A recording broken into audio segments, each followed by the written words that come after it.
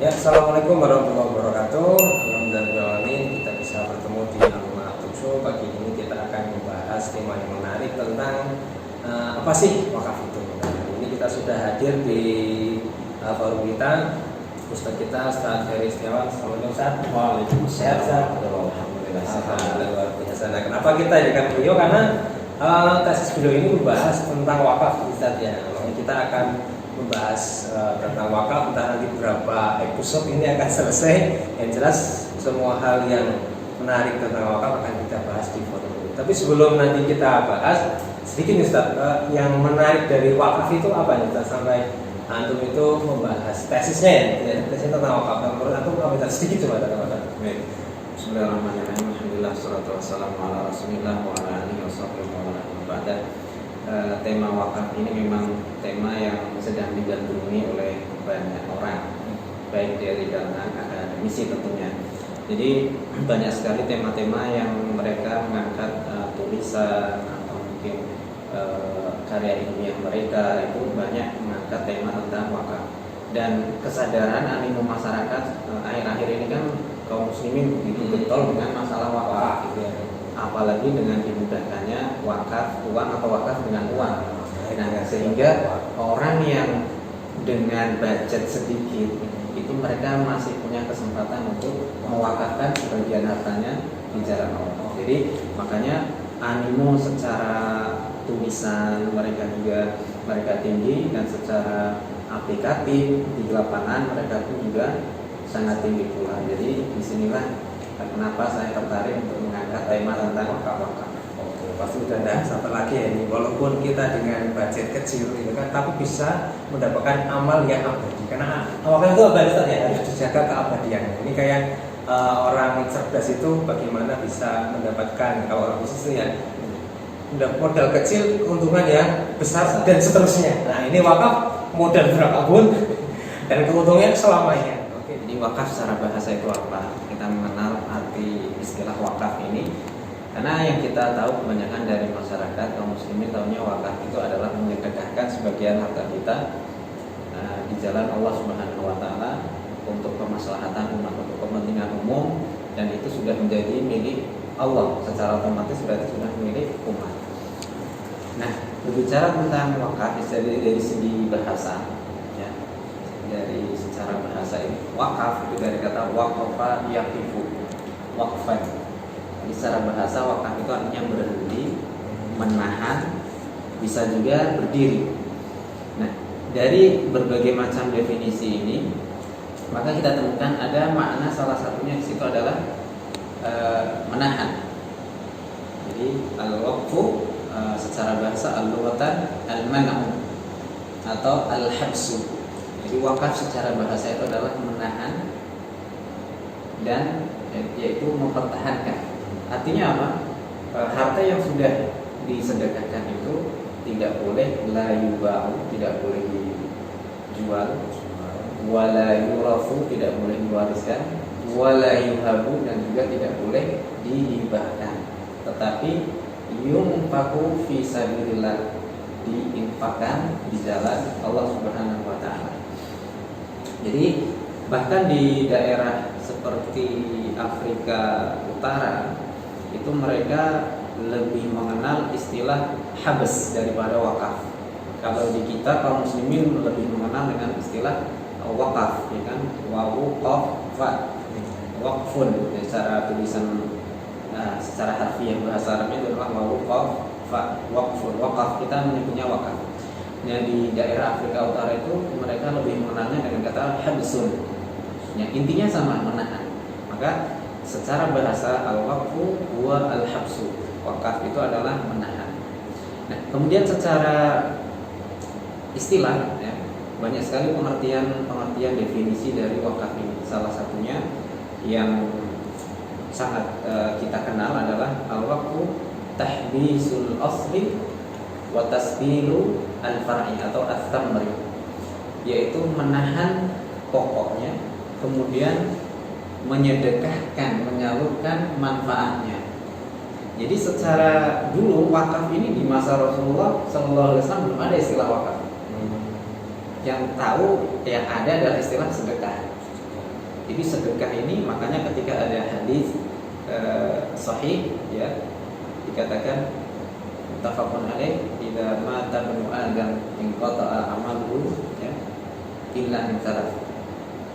Apabila anak Adam ini meninggal mati maka terputuslah amalnya kecuali dari tiga perkara. Yang pertama apa?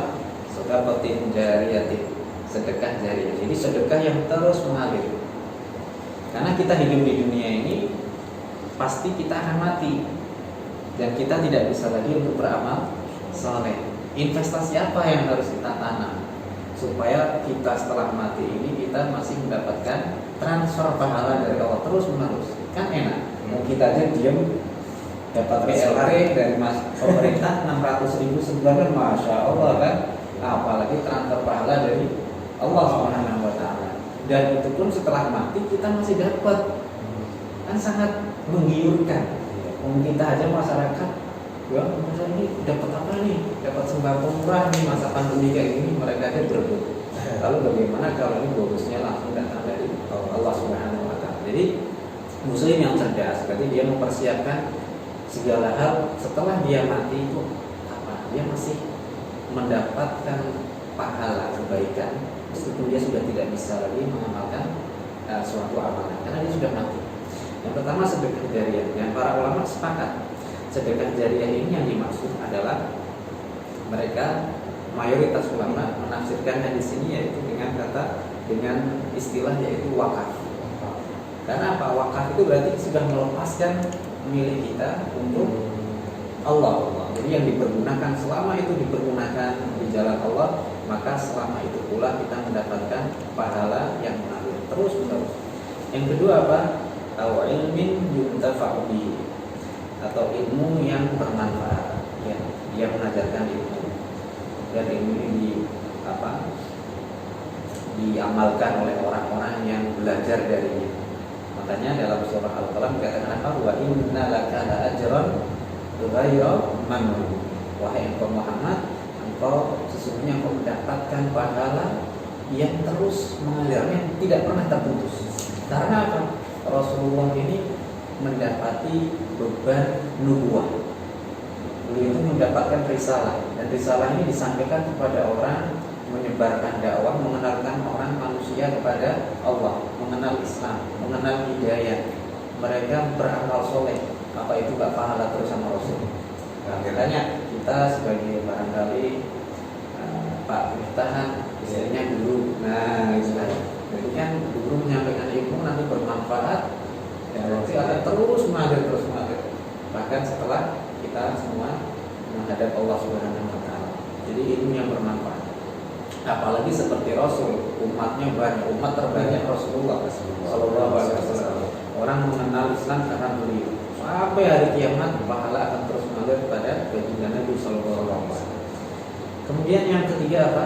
Waladin sholihin yad'u lahu, atau anak yang soleh yang senantiasa berdoa untuk orang tuanya.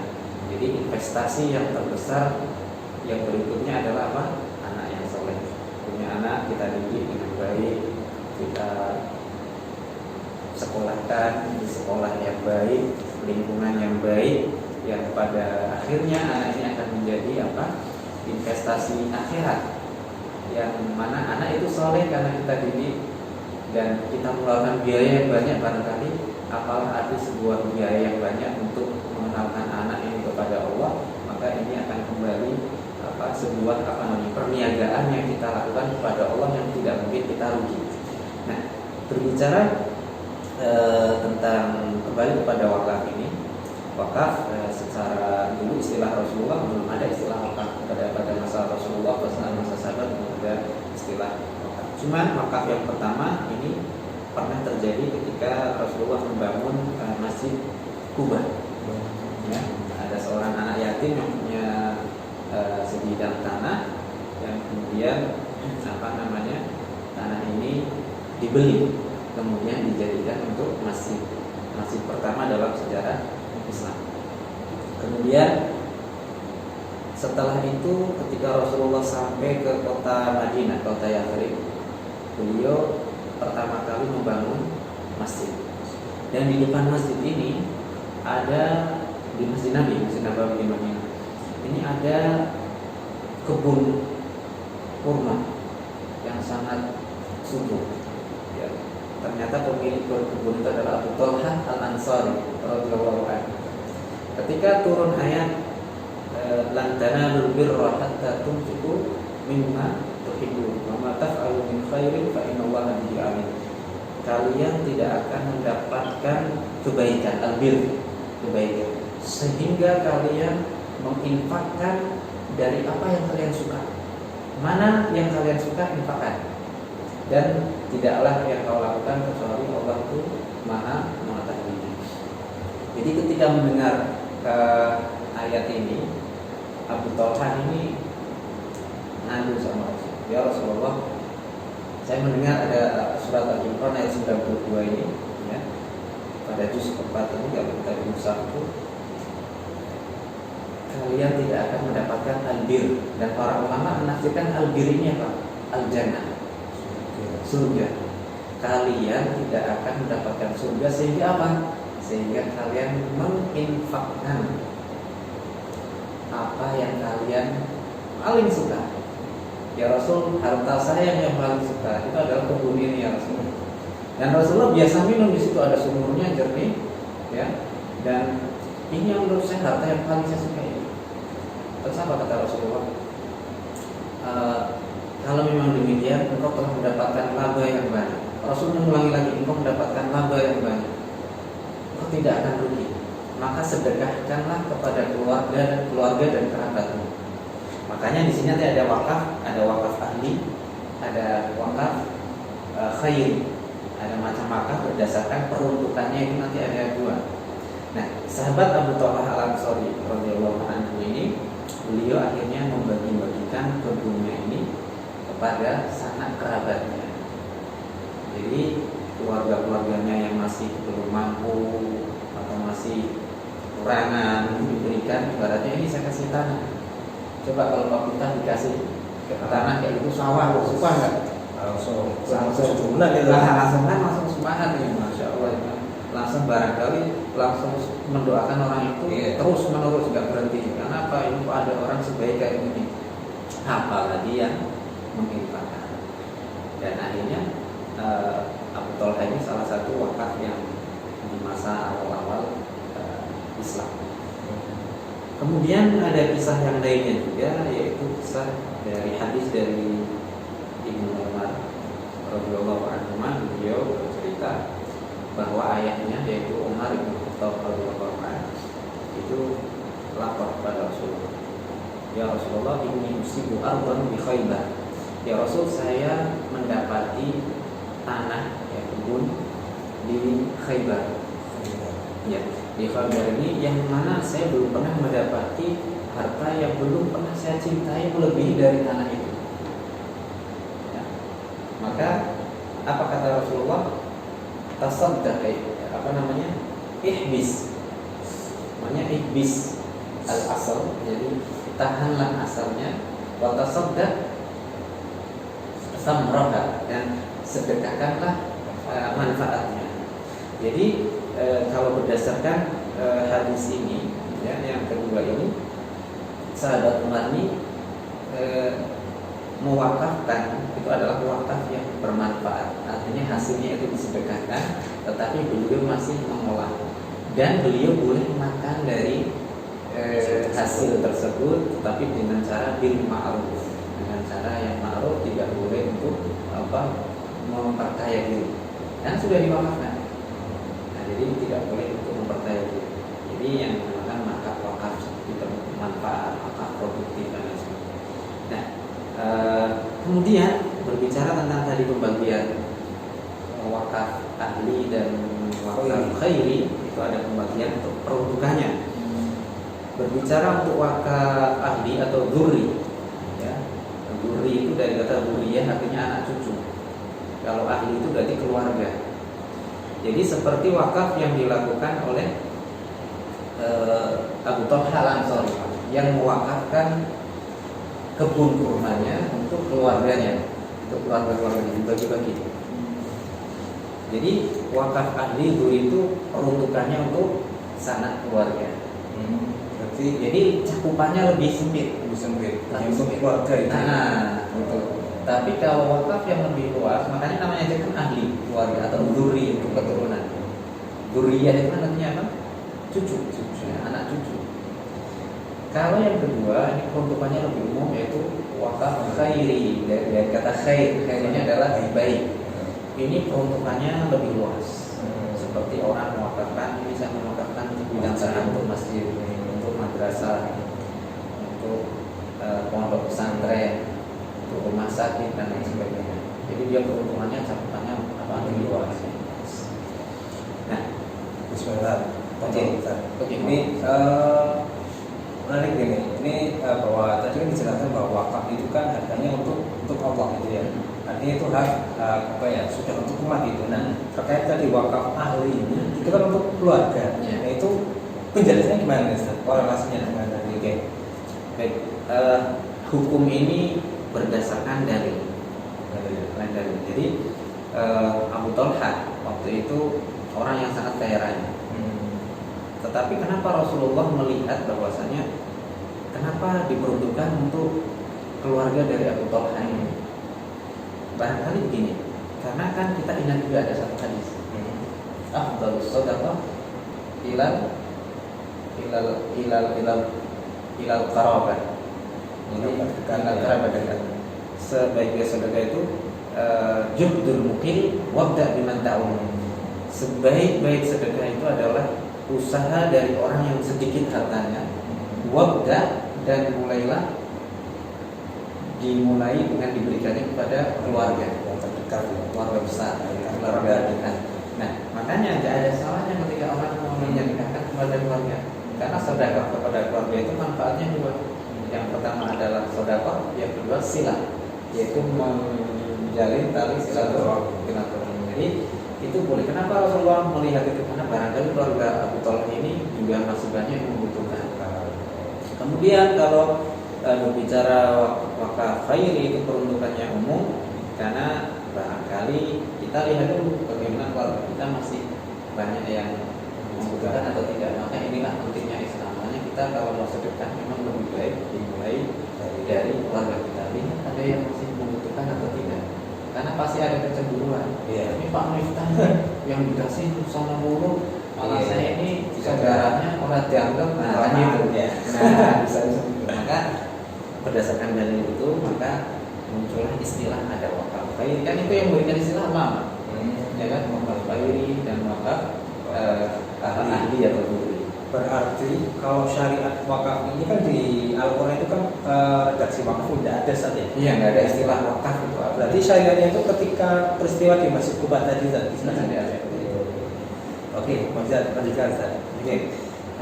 Berikutnya untuk berbicara masalah wakaf, itu wakaf ini diantaranya rukun-rukunnya.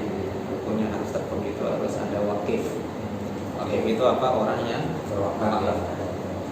Wakifnya ini harus orangnya nggak balik, dia hartanya milik sendiri, dia apa namanya, Rosyid. Bisa artinya Rosyid ini dia orang yang punya logika lah, dia punya akal, dia nggak terpaksa dan lain sebagainya.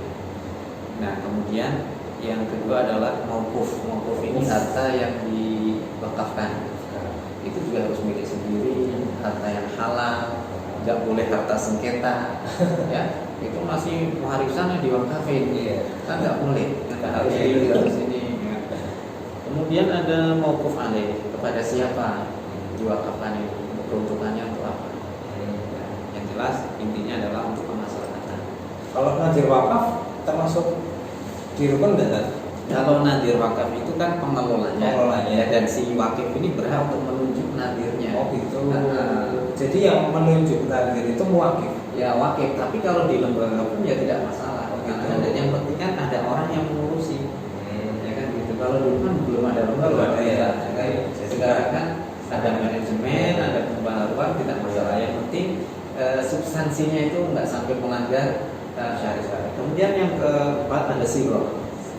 Saya wakafkan, mungkin berupa tulisan, akadnya itu ya bisa berupa tulisan atau berupa tulisan. Ya seperti Pak Miftah dulu waktu nikah sama Iya. istri kan, Nah, zawaj itu kan langsung dijawab mobil tuh Iya. ada simbolnya, ada ijazah kabulnya seperti itu. Kemudian untuk wakaf itu berdasarkan wakifnya, apakah harta wakaf itu selama-lamanya diperuntukkan untuk umat, artinya wakif ini udah nggak ada sangkut paut dengan harta itu, ataukah masih ada? Ini ada perbedaan juga pendapat antara para ulama. menarik ini gimana sekarang?